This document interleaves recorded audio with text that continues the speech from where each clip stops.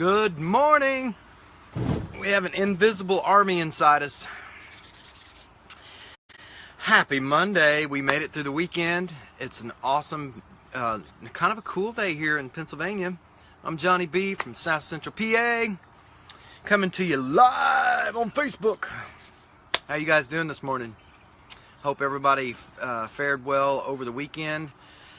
We certainly want to keep our prayers for keep the people in Houston and South Texas in our prayers. I have a high school friend that lives down there, and they're just praying that the rain stops soon so that they don't flood their whole neighborhood. So you guys keep Texas in your prayers. And anyway, that's that. So, invisible army, what does that mean? Well, yesterday I decided to take some stuff from my garden and ferment it. Now, what does that mean? So, back before refrigerators and before cheap foods and pressure cookers and all this stuff, our ancestors would take extra harvest from their fields and throw them in crocks and containers with some salt and some water, and these vegetables would basically turn to pickles.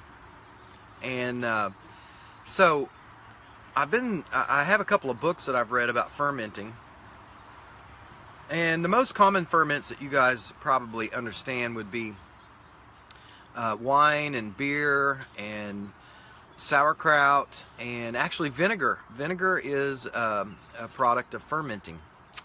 So let me tell you how it works, because I find this fascinating. And if you choose to ferment instead of pickle, you have a lot less input. When you pickle, you have to bring everything to a boil to make sure any microbes are killed. And then you fill up your jars with this fluid, and then you put it in a bath, and you boil that and heat it up and seal it. So you're protecting the food with an acid like vinegar, and you're also taking away the air, the oxygen. But in fermenting, what you do is you make a brine. In my case, because I had some turnips. Beautiful turnips that were I harvested over the weekend. Beautiful turnips and beautiful carrots and some green peppers and some jalapenos. I can't eat them all. I just can't eat them all. So I decided to try some ferments, some pickles. I love pickles. And so what happens is, on all your fruits and vegetables, or mostly your vegetables, I guess. Fruits have some, but they mostly have they have a lot of sugar in them, so they'll grow yeast. But your vegetables come from the ground, and they contain on their surfaces lactobacillus, which is a bacteria. It's a good bacteria, and when it actually thrives in salt water, and most other bad bacteria cannot thrive in salt water.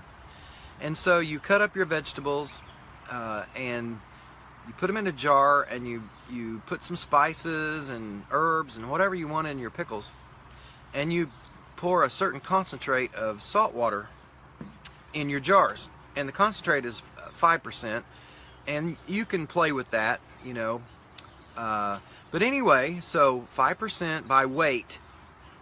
So I weighed out my water, and then I weighed out my salt, and then I dissolved the salt into the water, and I packed my jars with turnips and carrots and garlic, and I have some dill that I put in there and some peppercorn, and filled the jars up with salt water. And you want to make sure that the water level is above all your vegetables.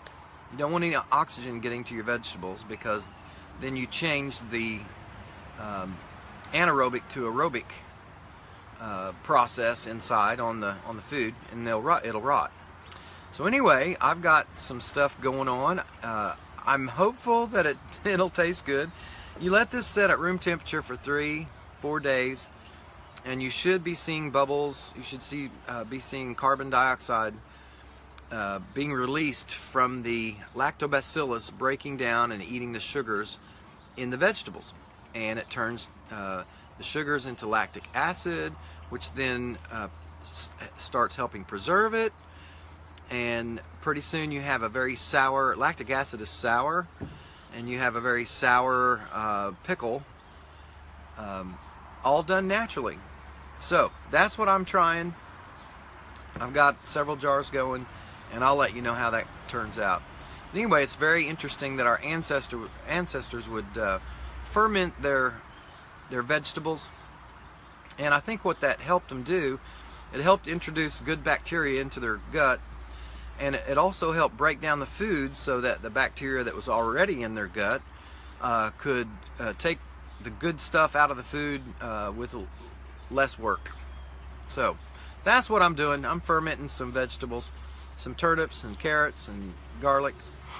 Oh, and I did a jar of green beans too. I have beautiful green beans, and we've frozen so many packages of green beans for the winter. So now I'm going to start fermenting them. This is a test run. If this tastes good in a couple of weeks, then I'll do some more. But anyway, I thought you might find it interesting that you don't have to go through all the pain of jarring and pickling, because you can do it naturally, by nature. Anyway, guys, I just wish for you that you dream big, work hard, love large. I'm going to talk a little bit more this week about gut biota and probiotics and the implications of autoimmune disease, because that's what I'm studying right now. So I hope you have a great week and a great Monday. You guys remember to keep your prayers on the folks in Houston, and have a great day. See you tomorrow. Bye.